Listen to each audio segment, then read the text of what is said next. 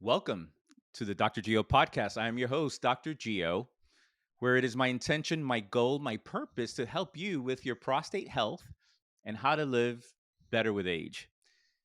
A pleasure to have Dr. Eric Klein here. Eric, I think this might be the first time I ever referred to you as Eric.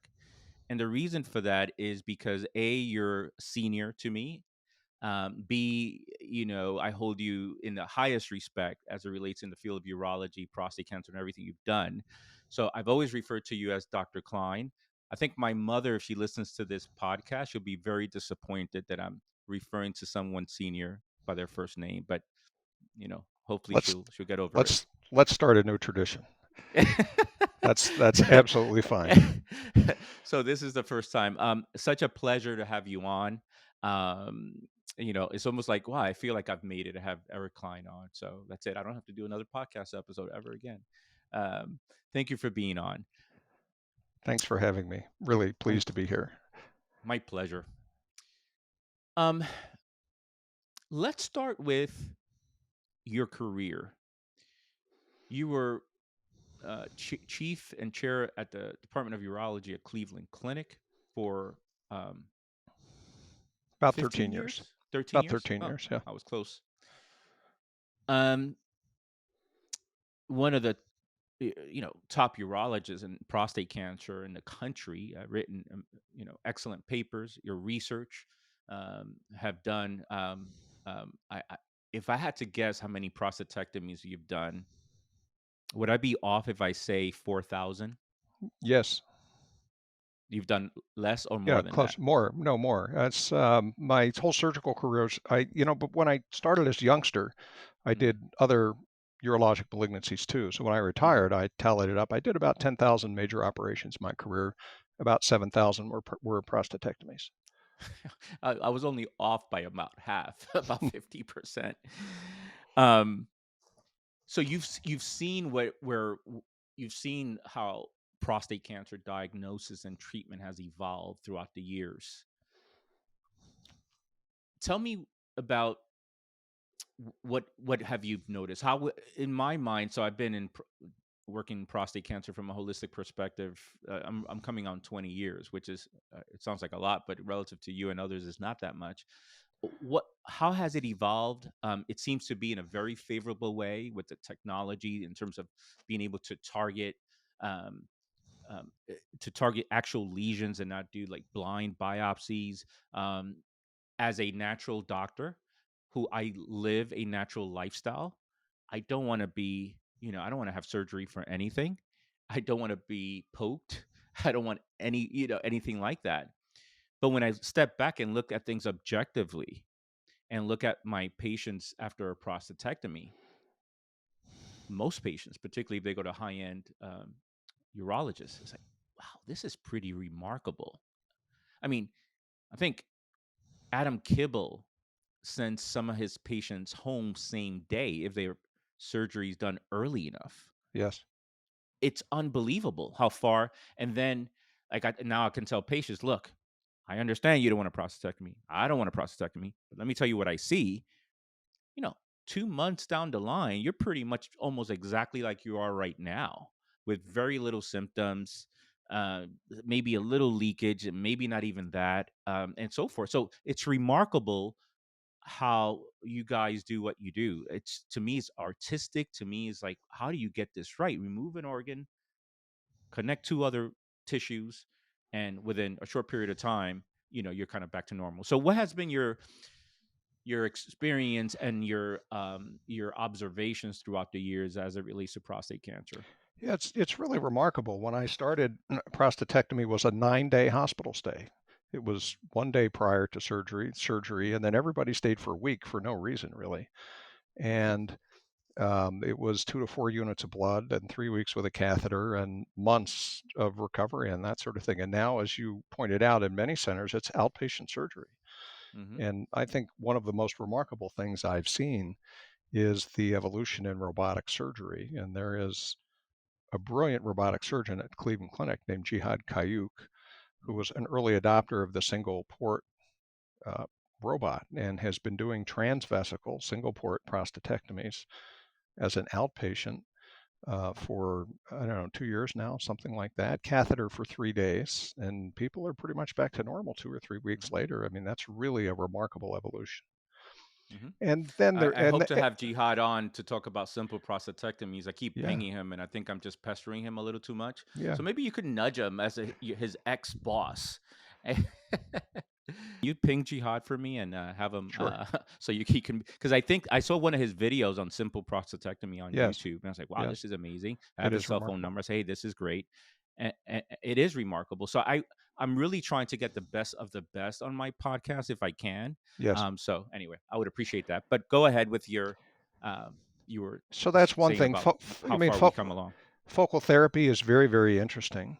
And Hmm. I think there's a lot to learn still. I think, generally speaking, the advocates of focal therapy have been a little too enthusiastic about who they're treating, just like the advocates of robotic surgery were a little too enthusiastic at the beginning. And that's a typical of all new technology. Hmm. And with time, we have refined the selection criteria and using MRI and targeted biopsy and so forth to figure out who might actually benefit. So that's remarkable. When I started my career again, PSA had just come along. I became a faculty member in 1989, just as PSA hit the market. So our clinics were filled with newly diagnosed prostate cancer, most of which was locally advanced and metastatic at the beginning. And in fact, when I was a resident, the commonest surgery we did for surgery was for prostate cancer rather was bilateral orchiectomy. And 5 years after PSA was introduced, we saw this huge stage shift so that the rate of metastatic disease at diagnosis fell from 50% to 5%. Hmm. And that fueled everything we did in prostate cancer and all the technical advances. And everybody who did lots of prostatectomies got better and better at them. I think biologically, the big shift has been the recognition that not every prostate cancer needs to be treated. And so the emergence of active surveillance in recent years, I think, has really been terrific. And the advocates for that, Laurie Klotz and Val Carter and many others who have Hmm.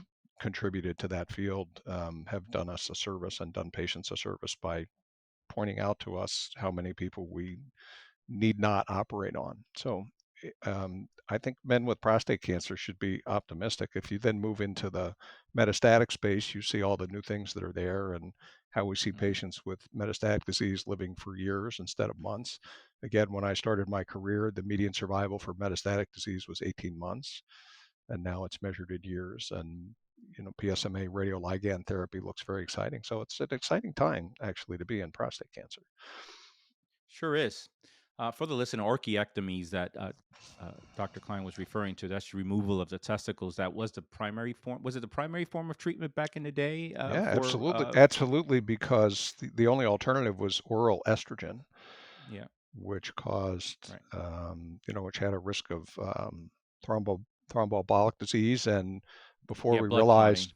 realized, and also cardiac disease, and so Hmm. before we realized to reduce the dose. So that was my career started before injectables came along, LHRH agonists and antagonists, before Hmm. androgen receptor blockers came along.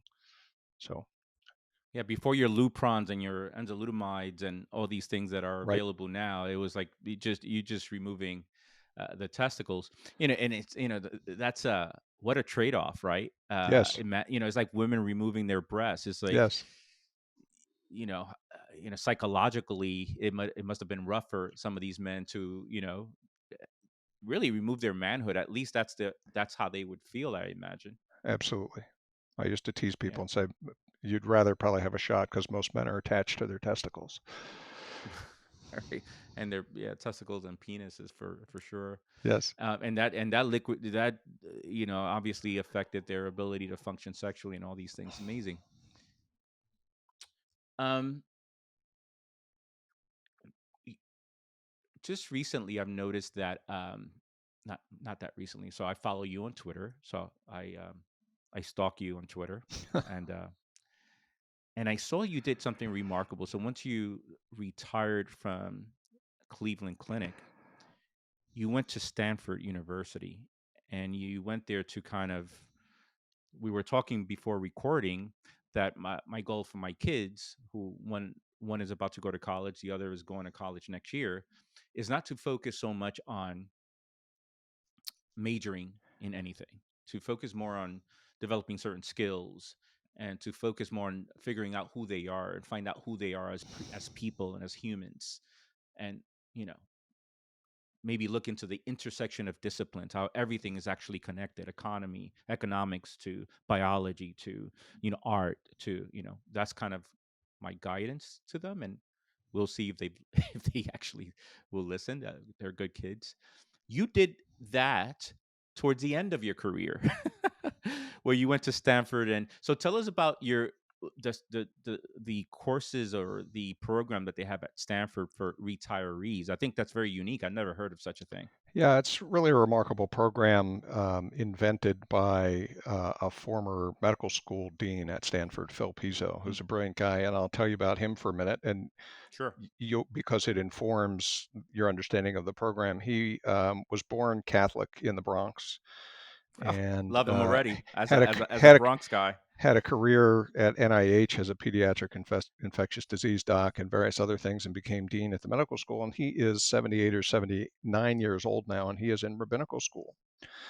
So Phil has Hmm. this wonderful view of life, and what he realized in the course of his career, and I think it came to fruition when he was dean, was that people who have had intense careers of several decades, of all Hmm. ages, but of several decades, need a chance to take a breather, to refresh, um, to focus on wellness, to focus on Hmm. reconnecting with the world, to make new friends, which is hard to do when you're in your late 50s and 60s. And my wife and I were 65 when we did the program, and to renew yourself. And so the program is called Distinguished Careers Institute.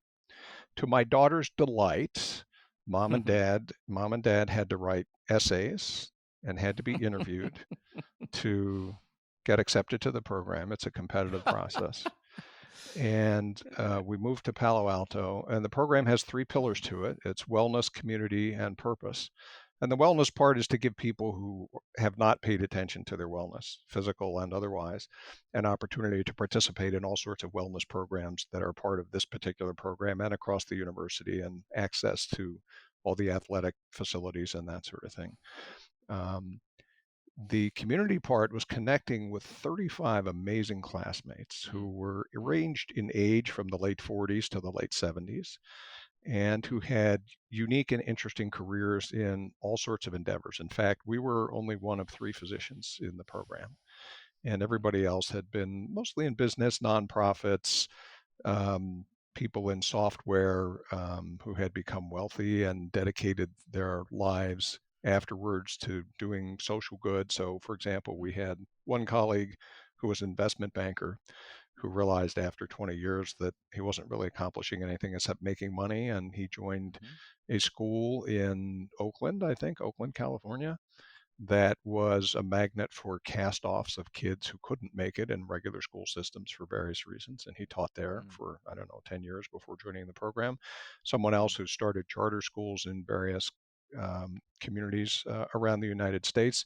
Someone else who was a consultant who helped found and promote a wonderful program in Chicago called 1 Million Degrees, which takes mm, children, high schoolers and college age kids who don't have access to the social skills and the understanding of the world that all people in my generation grew up with, and have partnered with local universities, including I think even the University of Chicago, to give them an opportunity. It's been a tremendously successful program. They even did a randomized mm, controlled trial on their intervention and showed how much benefit it worked it mm, it added. So getting to know those people was terrific, and these are people who live from all over the world, and we have a whole new set of 35 friends all over the world that we would never have met before.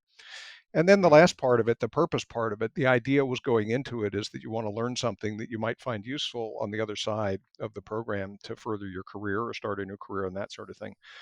And I had intended a particular purpose pathway, but when I got there, I did the advice you gave your daughter. I just took courses all over the university, took a lot of courses in the Graduate School of Business, the law school, undergraduate humanities, and only one course in the law school, I mean, in the medical school.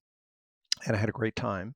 and so did my wife. And just this opportunity that we talked about before, this company that I'm working for came along because I had been consulting for them, and so my career has taken a pivot after all of that. It's been wonderful. My favorite course Amazing. was memoir writing. It's not something I ever would have thought, but there's a Hmm. wonderful professor named John Evans who's written several books who teaches people how to write memoir. And I was never interested in that. I've written lots of scientific papers, but one of my classmates insisted that we take it together. So thank you, Hmm. Julie.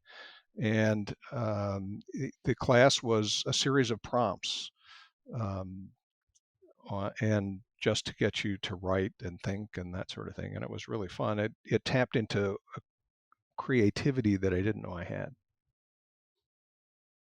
So it was a How wonderful way. It was remarkable. wonderful way to cap a career. I am far from retired, and I feel like I want to do that program. Yes, How long is the program? it's 1 year.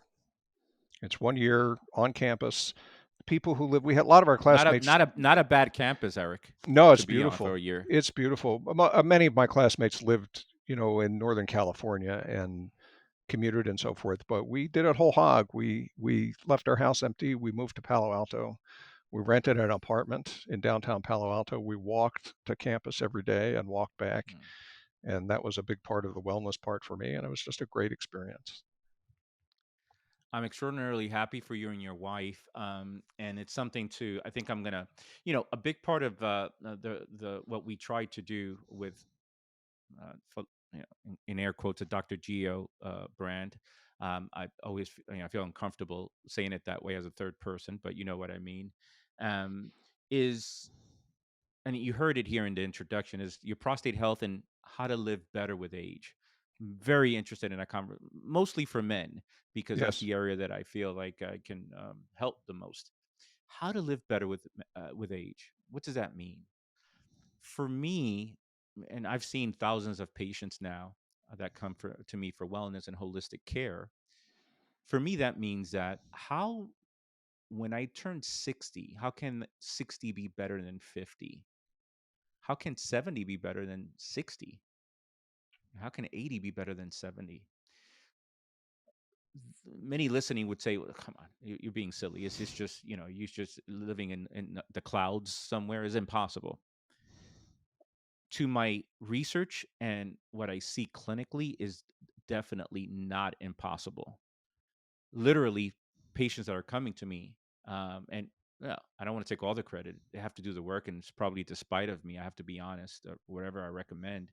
But the bottom line is, when you look at their fitness level, when you look at their VO2 max to measure cardiovascular fitness, when I look at their body composition to measure muscle versus fat, most of these men in their senior years are actually in better health Yes. than they were when they were younger. And when does that plateau? I don't really know. I'm sure it will. At some point it will plateau. But that steep decline, which is all I'm trying to prevent for Yes. myself and for people, Yes. is, when I want it to plateau at some point, not a steep decline. Why? Because all I've seen is as men get older, no one even at 90, 85 says, oh, yeah, I'm ready to go. Yeah, no, I don't want to enjoy life. No, I don't. It's okay that I cannot move around. No one ever said, I've never heard any man say that. They Right. accept their situation, but they're not happy with it. Right. So this is a major part of my mission and my work is helping men live better with it. This sounds like an amazing program for for It for is. people, obviously not only men, to live along those lines. Yeah, it is. It was a great way to pivot after retiring. I mean, I have the urologist who was the residency program director when I joined the Cleveland Clinic in 1981 as an intern, is in his 80s. He's still practicing medicine. Hmm. And that's the generation that I watched. And I realized after a long time that I had accomplished what I had hoped to accomplish. The department was thriving. It was filled with really young, energetic, bright people. And the stresses and strains of practicing medicine in today's era are only getting worse. And I thought it was time to step away, and this would be a great time to um, to do a program like that. When I had first heard about it, I actually heard about it from Isla Skinner's husband, who is an attorney, Mm, who had been in one of the first two classes. I think the program's about 10 years old now. And I put it in the back of my mind and said, yeah, this would be great. And then the other thought, in terms of wellness, I'll give you this thought. I had two colleagues early in my career who started their careers with me, who after about 10 years left medicine. So this was in the 90s, around 2000 or so, mm, to join a biotech firm in the era before biotech was big business. And they joined a mm, company called Biogen. And we all thought, those of us in that little group thought that was a little risky. I mean, they had put a lot into medical school, they had successful practices, successful research careers, and that sort of thing. And they really thrived in that environment. And they showed me that even as a physician, you can have a second career. And I've had that thought in my mind for since then, when the opportunity was right. And to get to your point about wellness, two things have really sort of flipped the switch for me to be better off than I was when I was practicing the last few years. One is the stress of having to manage a big department is gone now. And the second part is I found something that I'm really passionate about and completely mentally engaged in now that gives me the same kind of excitement and pleasure that I had practicing medicine. And that's my second career now. And so you can think of it that way. At some I point, love it. it'll stop working and take a more leisurely pace. And but Or not. It yeah, depends, maybe right? You not. have options. You have Exactly, options. exactly the point, and that is a key issue. I think listeners really, if there's one thing that you take away from this conversation, is think about the future and think about that you have options in today's world. I mean, my parents didn't have options, right? Mm, They went through World War II, they got married, mm, they settled in the suburbs, they had kids, and they retired, and and one of them went to Florida after my father died. My mom went to Florida the last 20 years, and just socialize. But we have options. There's less ageism than there used to be, and there are so many opportunities to do intellectual things that don't require the same sort of physical stamina that you might have when you're 30 or 35. You may know Jay Shaw at Stanford, Yes, urologist, yes, oncology. yes. I had him on. It's not published yet, so it might be published when your this conversation is published. We really spoke about, he's a bladder cancer expert, and we Mhm. spoke very little about that and more about how to prevent burnout Yes, as a practitioner. yes, And that was just a fascinating conversation that we will not talk about because you and I can talk for hours, and I want to be respectful of your time. yeah, But that was a conversation: is how can we do what we do and prevent burnout? The other Phil Perazio, who's at Penn, yes, yes, he has this whole thing going on, Zen, um, Zen operating in Zen. So it's like this mindfulness as you go through this process, yes, this mindfulness of how to keep yourself well mentally yes, primarily, but also physically, and not there's a whole process there. And so we're trying to build something, Jay and Phil. I don't even think they know that yet, but we're trying to build something where what can we do even at the AUA meetings? Can there be a section on preventing burnout, or physician heal thyself kind of thing? What are the tools? We know the system. We know, and it's not, look, uh, people have kids, and so they're not going to retire, right? right, Nor should they. Most of them right. love what they do. Yes, of course. How do you do what I you do. do at a high level without sacrificing your mental Yes, and physical health? That's the yes. question that we want to answer. So, Yes, and I still enjoyed practicing the medicine and the patients and the yeah, the youngsters, sure. the young trainees. When I stepped away, and it was hard to step away from that, but it was the right move for me. We're going to segue into the select trial, which early 2000, 2004, 2005, a couple of papers were published. You were the primary author. The select trial being selenium vitamin E prevention trial for prostate cancer. And I'm going to touch a little bit before we get into that study on wellness and your wellness. So I remember, so of course, I was a youngster in the field in this whole, there was no holistic urology then. There was no, integrative urology, but this is what I was into, and I'm answering all these questions, and I'm like, who is this Dr. Klein guy?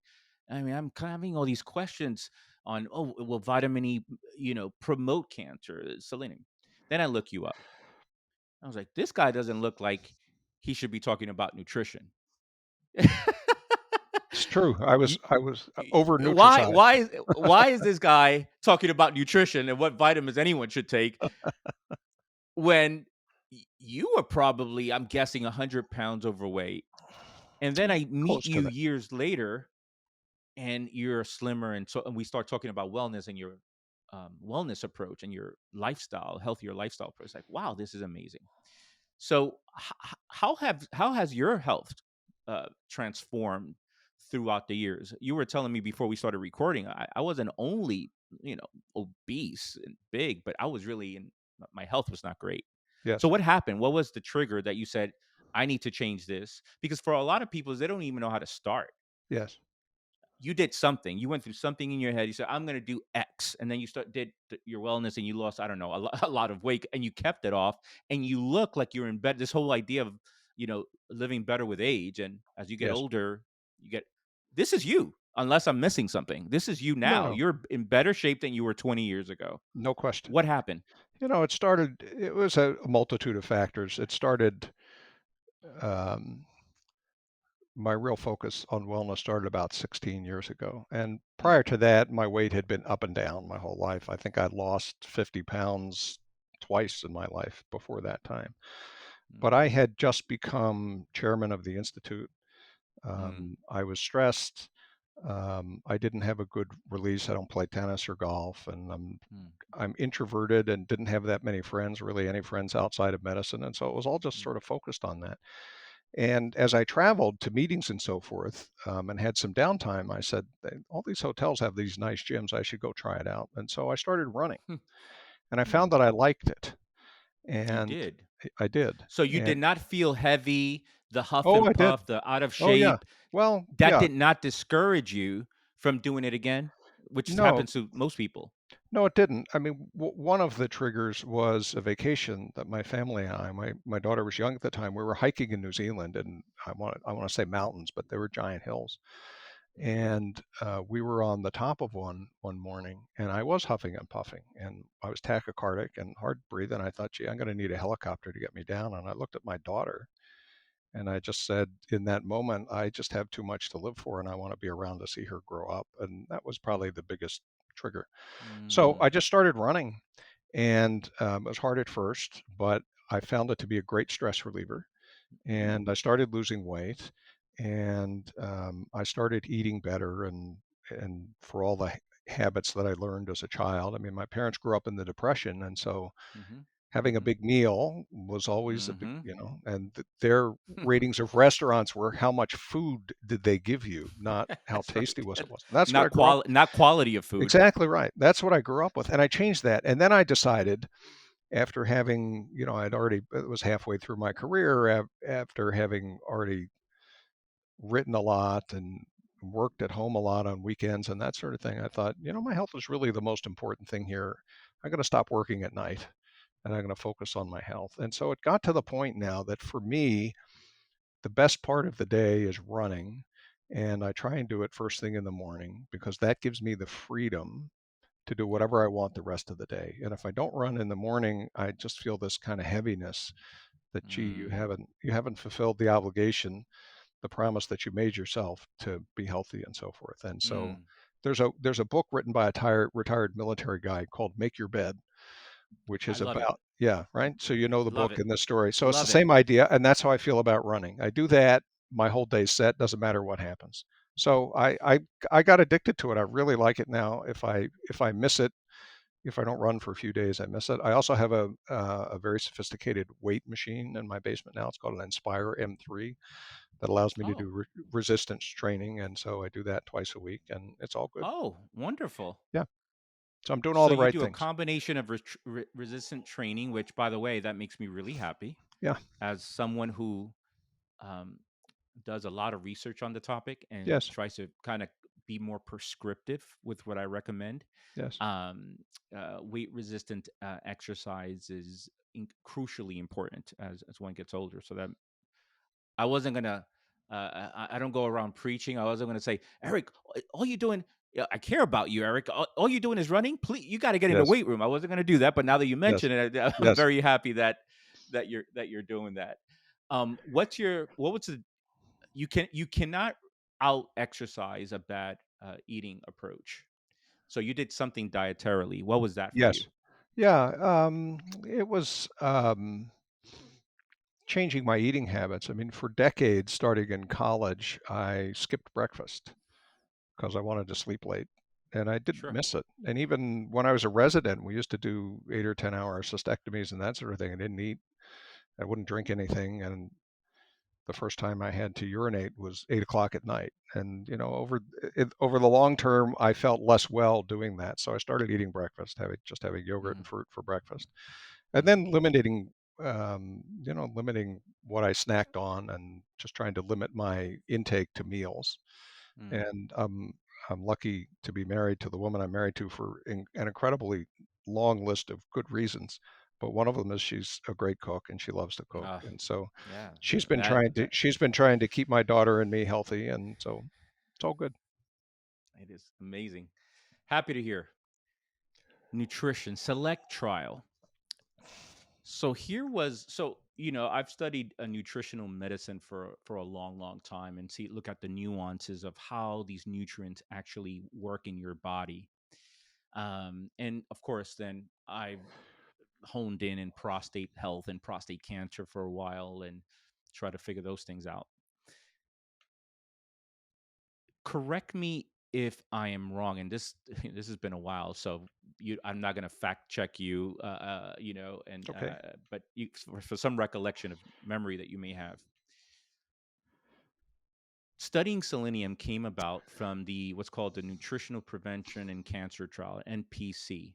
Correct. That was Clark was the primary author Right. who wrote a paper, and they were trying to figure out does it reduce the risk of cancer. I don't know if Skin they were cancer. focused on skin cancer. Skin Yeah, skin cancer. Yeah. cancer. Yeah. This is 1996, Yes. roughly. Paper was published in JAMA. And what that paper showed was that they were looking at selenium and its effect on the potential prevention of cancer. The primary focus was skin cancer. That it didn't do a whole lot in preventing skin cancer, but as a secondary outcome, there was a significant reduction in the diagnosis of prostate cancer, which sparked a lot of interest. I remember at the time, early 2000s, when I graduated from school in about early 2000s. First thing, um, 200 micrograms of selenium. I mean, that's the first thing people just blurting out of their mouth when for prostate cancer and for prostate health. So that's that study, and that probably sparked the interest for the select trial. The vitamin E component came about from roughly 1998, I want to say, the ATBC trial. This is Right. the um, alpha tocopherol beta carotene trial that looked at lung cancer, I want to say. It Right. wasn't focused on prostate cancer, Correct. but what they saw was that there again, there was I want to say like 30% decrease in prostate cancer in the Right. arm that took vitamin E. Yeah, that's correct. Then you have then you have the select trial, which you were a big part of. By the way, I started at Columbia with Aaron Katz in early 2000s, and the trial was going on, and that was my way in. Remember, I'm a naturopathic functional medicine doctor. I'm not an MD. I had strong interest in urology, did everything in urology, so I was like, I don't even know if I'm going to get hired at Columbia. I did. The reason I got hired at Columbia was partially to cut toenails to send them to the labs Yes. so Yes. that for them to because they were part To, of the select study there were to to to measure to, selenium levels. Yeah. to measure selenium, which is is a good way to measure, better than serum. But there I quickly found out that I don't want to do this kind of research ever again. I'd rather interpret and implement than than be involved in writing grants and so forth. But that was not a happy. But as a youngster, I'm just happy to be at Columbia with all these great urologist, and all right, I'll clip some toenails, no problem. We did a couple of other studies on different supplements as well, so that was my role there. Um, my understanding, this is a very expensive study. Well, I mean, is elegant in terms of design. If you really want to know what works, I mean, there's nothing about correlation. This is like causation. Over 50,000 participants nationwide, expensive study. You can talk about the study and you take it in any direction that you like to take it, Eric. Here's my question: the NPC trial looked at not selenomethionine, which that's what they looked at in the select trial. They looked Yes. at this selenium yeast Yes. component that it just works differently in the body when you look at it. It works. I mean, it has it's primarily selenium methionine, but it has Yes. other Yes. forms and compounds of selenium, cysteine, and seleno whatever else. So it's more like a compound of different selenium types, more so than the standardization in selenium methionine. That's my first question. Why was only selenium methionine used in the select trial? Because many argue, and I've made the argument, as like it's not the same selenium and things do work differently in the body. The ATBC trial with alpha tocopherol, the amount that they used in that study of just alpha tocopherol. So for the listener, and many of the listeners I've written about this many times, where vitamin E is a family of tocopherols. It's alpha tocopherol, gamma tocopherol. Most studies show, particularly in the year 2000, actually out of Hopkins, correlation, not causation. They saw that only those that had higher gamma tocopherol had more protection of prostate cancer than those that. Yes. Right. So gamma tocopherol plays a huge role in the select trial, and in the ATBC trial, they used 50 units of only alpha tocopherol. Right. In the select trial, they use 400 units, so 8 times as much Right. of just alpha tocopherol, not the mixed, not with the gamma. So take this in any direction that you want, and maybe some overview of the trial. But definitely, I want to know, why were these different compounds used? Because I feel like we miss an opportunity, honestly. Look, in general, no one vitamin cures cancer. All right. Like, I don't get into that. That's not the conversation. There's no one vitamin, whether it's selenium or vitamin E or vitamin D. It doesn't work that way. So that's not what I'm aiming for. I'm aiming for, there are physiological benefits in most cases, particularly people with deficiencies in selenium, that it has antioxidant benefits, immune boosting benefits, and so forth. That I would find that would have some benefit. So I feel like we perhaps have missed an opportunity with a very good design trial to see if gamma tocopherol, mixed tocopherol vitamin E works in patients for prevention of prostate cancer, and if selenized yeast potentially works in this regard. So take it away in whatever direction you'd like. So long answer that I'll do in two parts. The first is to answer your It's a long specific question, questions. so don't worry. Yeah, It's a that's long fine. question. I'll answer your specific questions first, and then give you sort of a bigger picture overview of what we should have learned from the prior trials in doing select. So the choice for selenomethionine was based on group expert opinion. We convened a number of experts in selenium biology, twice, as a matter of fact, and queried them. And the ultimate decision on selenomethionine was based on two things. One was that the predominant species of selenium in the selenized yeast was selenomethionine. It was about 70%. And the second was, in the manufacturing process, there was huge batch-to-batch variability in selenized yeast. And the Brain Trust together thought that pure selenomethionine would be a better choice. So that's why we picked selenomethionine. And 200 micrograms, I think, was roughly the equivalent that was used in the NPC trial. For the alpha tocopherol, we chose alpha tocopherol to be to maintain 400 units. yeah, the reason we chose alpha was to Mhm. maintain fidelity with the ATBC trial, because Mhm. the Mhm. intervention that showed a reduced risk of prostate cancer was with alpha tocopherol. Mhm. So that's why it was chosen. And the reason the dose went up to 400 milligrams is that there was a lot of data that suggests that that was a safe dose without adverse effects. And so that's why that was chosen. The idea being, if a little is good, then more is better. More is better. So But that that's, wasn't so in the ATBC trial they used 50 units. So I'm yes, wondering, so it wasn't directly direct. I guess they looked at the preponderance of research and they said, well, it would yes. make sense to for 400 Yeah. And let me just say, alpha tocopherol. Yeah. yeah, it was mostly a safety concern. I mean, it was Mm-hmm, mm-hmm, not a concern. It was, we know that taking 400 is safe, and if 50 is good, 400 must be better. That was the thinking. mm-hmm, So mm-hmm, that's why those were chosen. To get to the biology of this, it turns out that no matter what you ingest as far as selenium goes, it has to be incorporated into, I think it's selenizing cysteine residues in muscle. mm-hmm, And until you mm-hmm, saturate that, there's not much that's bioavailable to go to other organs. And it turns out the experts told us it doesn't matter what the form of selenium is that you put in your mouth, and what happens after that's metabolized. And for alpha tocopherol, all the tocopherols, they are interchanged with other forms of tocopherol. So you can take alpha tocopherol, it will raise your gamma levels. But let me say, we did talk about that. And in the end, Alan Crystal, an epidemiologist at Fred Hutch, had done the prospective study where we collected blood to see what the effect of gamma was on prostate cancer risk. And it turned out, with prospective samples, that levels of gamma tocopherol had no effect on the risk of prostate cancer.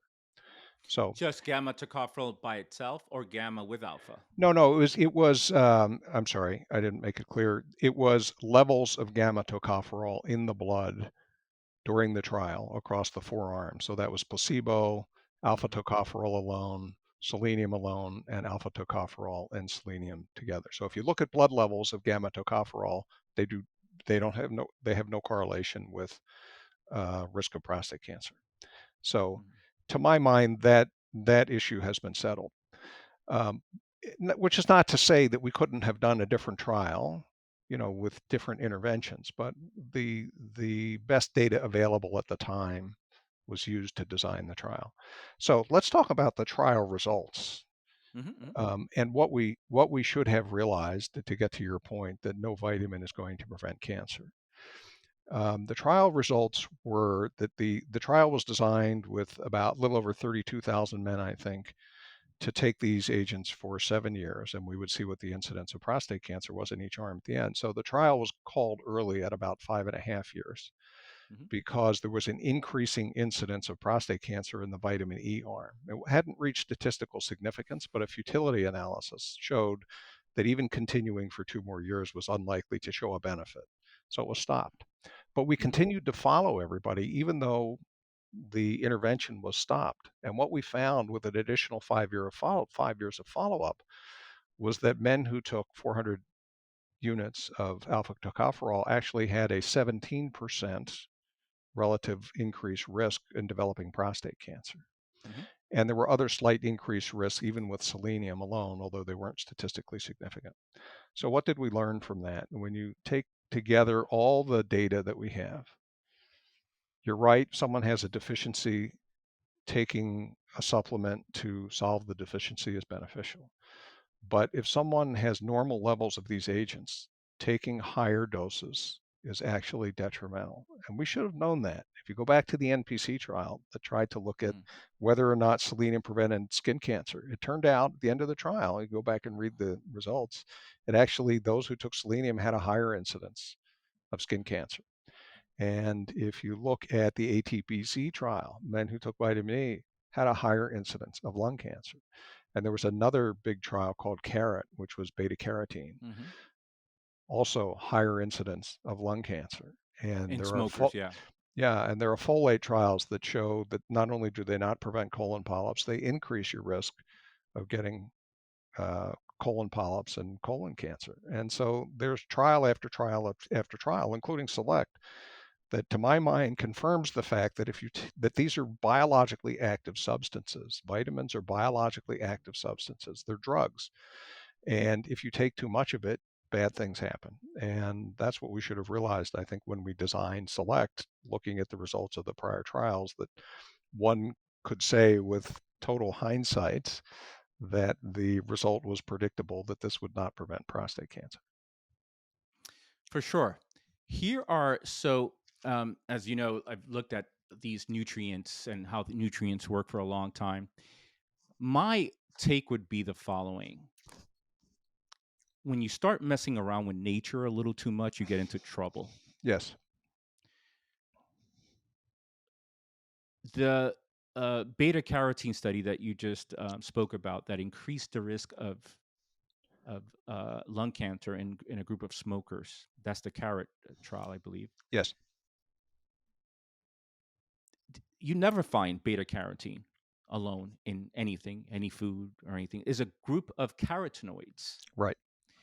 And anything I've ever learned in 20 years is that these things work together in synergy. There's a synergistic component to all these chemicals. So when you start messing around with nature and start standardizing any one component, you're absolutely right. That is a drug.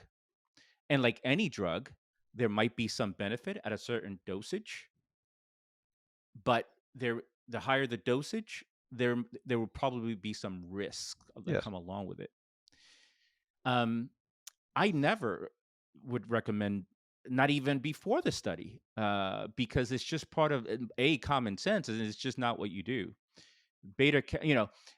Obviously, I'm very much everything. I'm more scientific, Eric. I think for first of all, I've had to be right. This is non-conventional doctor, Columbia University, and the physicians there, the faculties, people like Carl Olson, and Dr. Benson. So I had to bring the goods. I couldn't say, well, I think vitamin C is good for flus.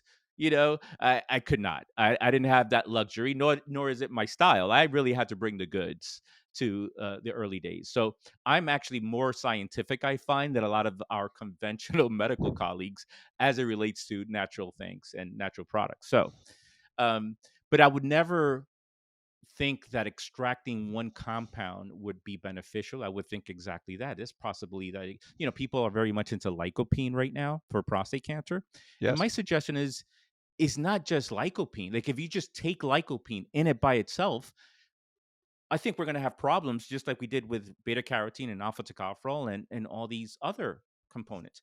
You never find, almonds are very high in vitamin E. You never find alpha tocopherol in vitamin E. Actually, there's more gamma tocopherol in an almond than there is alpha tocopherol. And there's, again, a synergistic aspect to that. Selenium, there again, um, the full compound, the yeast is a little bit more food-like than just selenomethionine. Again, more drug-like once you start extracting, which possibly some benefits, but definitely higher risk of higher risk of something, some adverse effect. So my when people have come to me to design studies in the last 20 years, of which I just don't. I rather interpret and implement. That's kind of what I'm focused on. But as a look, that don't try. This is not. Let's not try to look at these vitamins like drugs. I know that that's what people think they are. I know that that's what people want them to be. They're not drugs. They're not drugs. The way you look at turmeric and curcumin in turmeric is the whole plant. There's 150 ingredients in it. To say that tomatoes, that the active ingredient is lycopene, well, there's 100 other ingredients in tomatoes. Maybe it's the tomatoes, the tomatine in tomatoes, and you have to eat it with, some sort of fatty substance for it to absorb. There's a lot of components to the whole thing. So I just think that beta carotene select with just selenomethionine, 400 units of alpha tocopherol vitamin E is an astronomical amount. Typically, we would prescribe 400 units of mixed tocopherols, vitamin E, not 400 units of alpha tocopherol. So I can see how that can be a potential. I'm surprised that because the study showed there's a higher increase of prostate cancer Right. in the alpha, 17% higher increase of alpha. So I've had to tell people it's not a higher increase of vitamin E. It's a higher increase of prostate cancer in alpha tocopherol, not because there is a difference, and those details actually do matter. But what's interesting is I'm surprised that maybe there's some other study that I don't know about, because again, after a certain point, if you screen enough or if you get old enough, then you're going to get prostate cancer. So I'm not that concerned about increased risk of prostate cancer. I'm focused more on increased risk of advanced prostate cancer that can be deadly. So that's Yeah. kind of my take on the whole thing. Yeah, no, I agree with you on a number of levels. It's not that taking really high doses of alpha tocopherol means you're going to die of prostate cancer. Right. But again, it was done in an era where we thought we needed to treat every prostate cancer. But it showed an absence of benefit in terms of not preventing prostate cancer. It didn't prevent heart disease. It didn't prevent cataracts. It didn't prevent COPD. It didn't prevent any other cancers. And it didn't improve overall survival. So there's zero benefit there. But you touched on something that I think is really important. There's a brilliant, now retired cancer prevention researcher named Frank Maskins, who summarized the same thing that you just summarized, which is, and wrote about this, which is that taking individual supplements doesn't give you what he called the entire biologic action package that comes from these natural agents that are essential for life that you get from eating whole foods. Hmm. And you're absolutely right. You pick out lycopene from tomato sauce, that's easy to isolate and make and market, but it might just be a marker for what the real bioactive substance is. And it may be that you need the interaction of multiple substances in your diet. So, the advice that I gave people is take a multivitamin if you're really into vitamins. Don't take super doses, mega doses of anything else, and learn how to eat a balanced diet that has the whole biologic action package, even though we don't know what it is. Eating healthily is probably far more important than taking supplements. Definitely agree with that statement. Here's what I called holistic but realistic. You'd be surprised. People see amount of supplements I take, and it's like, do you eat food? I mean, I take about a lot, like 20 something twice a day. When you look at, and by the way, some of it is you would say, well, where's your research to support that everything you should take? How do you measure? Where's the biomarker that you're looking for that says, okay, you take this and now you feel what? What are you looking for? Okay, fair. And plus, I exercise and I do other things. So how do I know? Right when you get too much into the weeds, it's like okay, you kind of it's get a little convoluted. But based on science, based on research, how these things work in the cell at a cellular level, because they're not gonna select type of trials are not gonna happen ever again. This is it was just too expensive. No real patent for these things. It's just not gonna happen. Right. Um, so a lot of it is honestly a lot of there is research. Like I said, I present everything with research and science, but randomized trials and things like there's a lot of correlations and things of the sort. When you look at, for example, going back to vitamin E, we say, well, there's no benefit.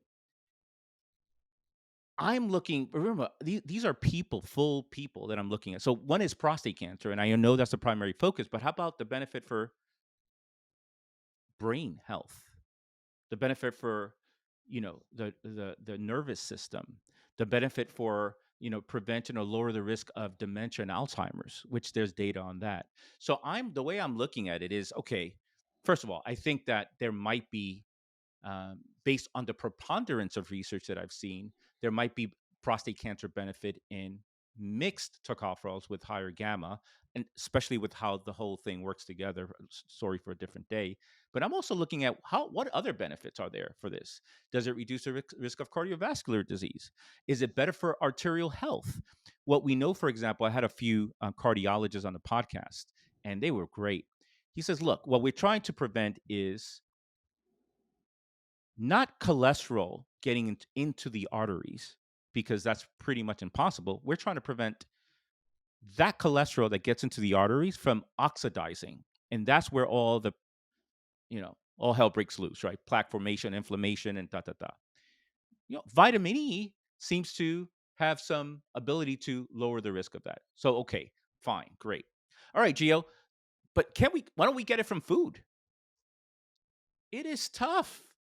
for many reasons. And I've been, I've 25 years. I've done every diet. I always say I've done every diet from Atkins to Zone and everywhere in between, plant based and everything. It is tough. Why? You don't know the nutrient density of the food that you're eating if you're eating healthy, in air quotes. You don't know. You know, I love going to Whole Foods and seeing that the organic apple comes from New Zealand. Well, by the time that apple gets to your mouth from New Zealand, is 50% less nutrient dense than it would if it was in your backyard, for example, from your backyard. So, and that's assuming that you're eating healthy, right? Mm. The other thing is it's hard to eat healthy. Whatever is your definition of healthy for everyone, even for me. And this is what I do for a living. My wife does a great job as well cooking for us. But not everyone has spouses like you and I, Eric. So I would say that the right supplementation program for the right person is absolutely essential because of all these. It's very difficult to get all the right nutrients, even if you eat healthy. And how you define healthy, I define healthy, how the other person defines healthy, that's another. Healthy for a lot of people these days, Eric, is carnivore diet. No vegetables, Right. only meat products all day. That's Well, healthy, right? So this is that's not healthy. confusing. I don't think it is long term, Yeah. but I'm open. I'm open. Somebody come, look, it cured my autoimmune disease, which is the primary people that do carnivore diets are people with autoimmune diseases. And a bunch of them say, look, I cured my autoimmune. Who am I? Okay, I'll look. I don't know what will happen 10, 15, 20 years from now with this approach, but who am I? I'm looking, I'm observing. It's not what I do, it's not what I recommend, but who am I? I look at the research and my experience. But anyway, long-winded story to say, the right supplement program, you have to look at it a bit. You have to look at it, I think, less pharmaceutically, if you will. I think I just made up that word. And more bigger picture, more holistic, more how does it work for the whole body, more of, maybe less beta carotene and more mixed carotenoids. And once you have all these carotenoids, maybe they all work together better than just one component. Your thoughts on that whole that whole speech? Well, I mean, certainly if you're not eating a diet that gives you the nutrients you need, then supplements make sense. As a practitioner, though, of medicine, generally I try to practice evidence-based medicine. Mhm, And so the question becomes, what's your comfort level in recommending something to somebody in the absence of evidence that it's beneficial? mhm, And I think every physician and every individual has a different level of comfort with that. And so, I had a colleague who was a medical oncologist who used to see patients with metastatic prostate cancer. And when the clinical trial data ran out, he would say to the patient, I have no clinical trial data to tell you what to do, go home. And the patients interpreted that as, gee, I'm out of options, and he told me to go home and die.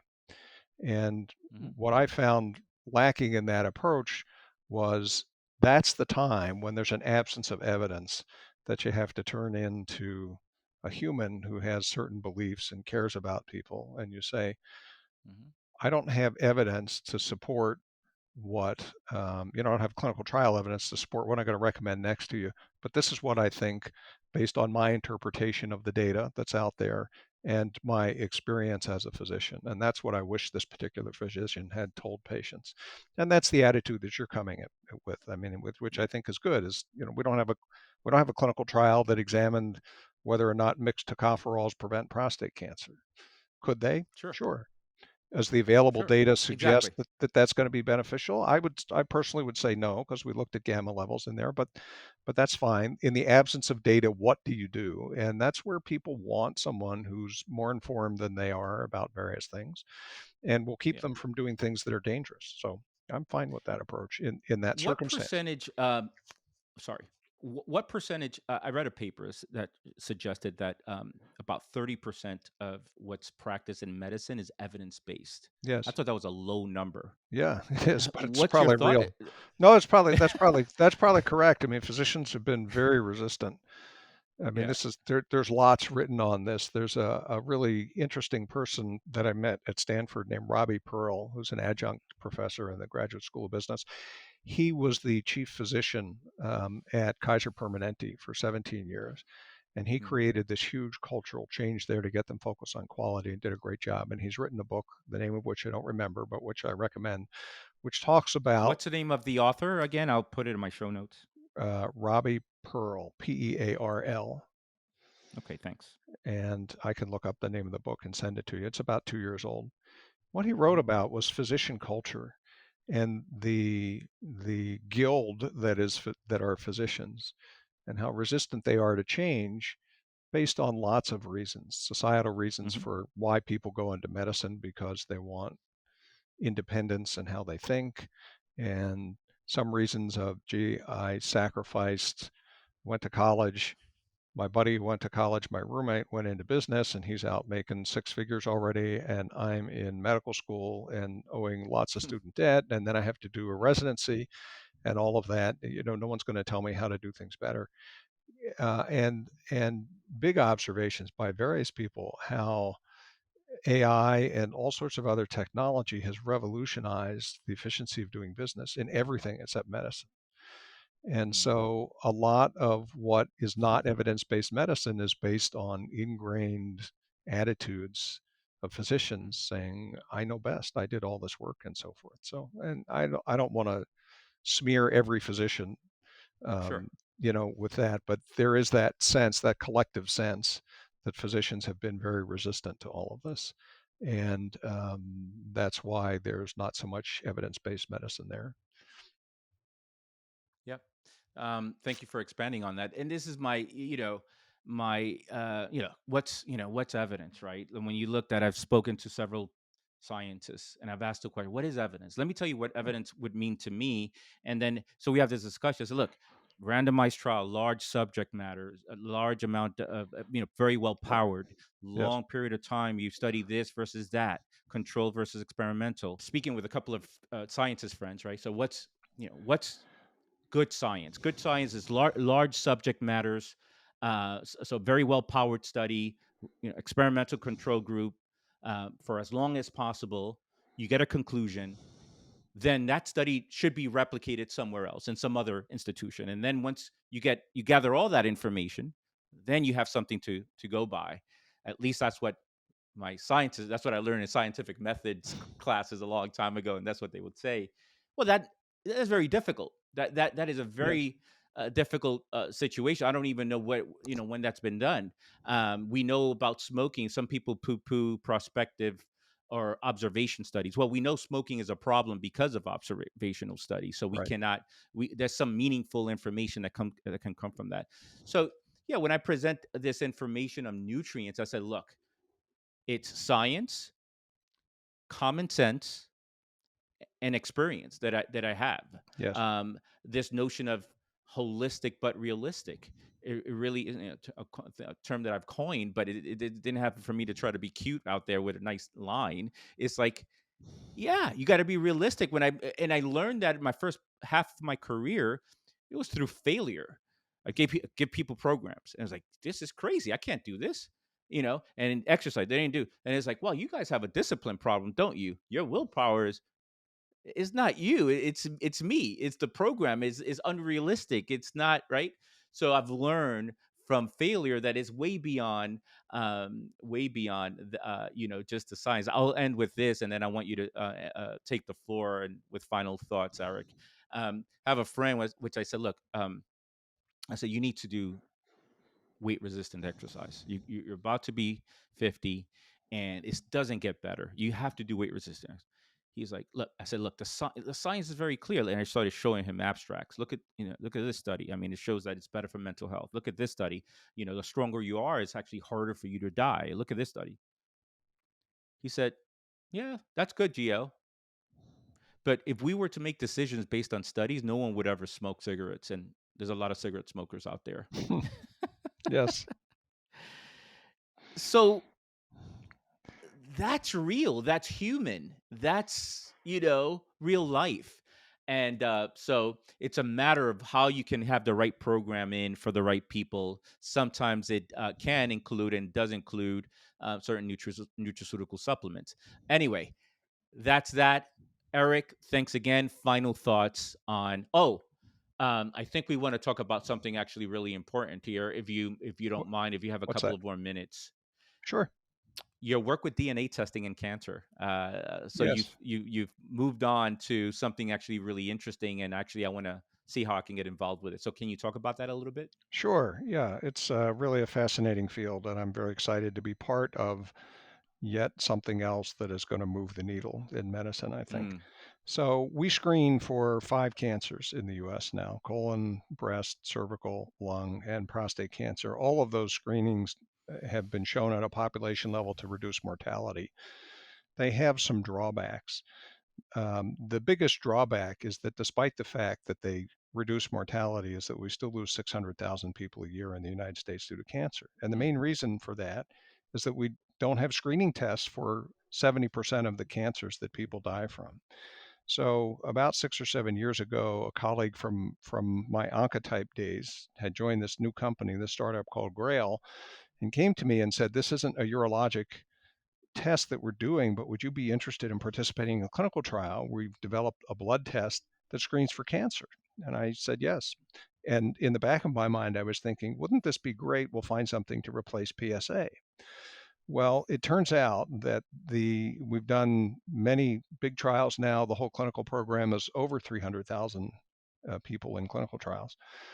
That this blood test and others like it that are in development by other companies, but not yet commercially available yet, can detect multiple different kinds of cancers, and the kinds of cancers that we don't screen for now, like pancreatic and ovarian, which have very high death rates, and mm, rare cancers for which we will never be able to design randomized trials to test whether or not screening tests work. And so I see this as mm, a huge opportunity to increase the overall cancer detection rate, to find cancers earlier, and to reduce significantly the number of people who die from cancers in the United States. So it's the paradigm shift. Currently, we screen individuals for cancer. And excuse me, currently we screen for individual cancers. We screen for lung cancer. We screen for breast cancer. So we screen for individual cancers. And the paradigm shift that these blood based cell free DNA tests are going to allow is to screen individuals for cancers. And that's going to mhm. be the future of cancer screening in the near future, in the very near future. So it is commercially available now, and how would patients or people know about it and get Yeah, tested? so let me disclose that I am an employee of Grail, which has Mhm, this lab developed test, not FDA approved. We're in deep discussions with FDA about this. That's available on the market. It's called Galleri, Galleri, and mhm, it needs to be ordered by a physician. And that can be done through your own primary care physician, or you can go to www.galleri.com and request a virtual consult with a physician who is a licensed provider to order it for you. They'll send the kit to your home. You can have a home phlebotomist come and draw the blood. It takes about 10 days to get the result back. The result comes back as cancer signal not detected in 99% of people, and cancer signal detected in about 1% of people. And the positive predictive value of the test is about 43%. So mm, that means that about 9 in 20 people with a positive test have cancer. What does that mean? If you take all comers for mammography, the positive predictive value for mammography is 4.5%, which means 1 in 20 women who have a positive mammogram have cancer. With this blood test, it's 9 in 20. So that's one of the performance advantages. If you look at the population level, this will really increase the efficiency of screening if this were to be used at a population level in repeated cycles once a year, adjacent to standard screening. That's very important. This does not replace standard screening. You can reduce the false positive to true positive ratio from about 43 to 1 to 14 to 1. And that's our model data. And mm, we also think we're going to see a significant shift in stage and reduce, by using this test repeatedly, reduce the incidence of stage 4 cancer at diagnosis by about 75% and reduce the incidence of Great. stage 3 cancers by about 50%. So there's a lot more work to be done, but it's really an exciting space to be in. I love it, particularly when you think about, pancreatic cancer. Just Yes. unfortunately, I'm at a age and stage where, I'm 50 years old, and probably relative to you, you would say, "Oh, Gio, you're so young." I know I Yeah, am, and I you feel are. young. Yeah, Um, but there are people my age and just a bit even younger that are just dropping from yes, heart attacks and pancreatic cancer. So, from a pancreatic cancer perspective, where once you catch it is already late, this particular technology, is a game changer. It sounds like. it is. It will be. Yes.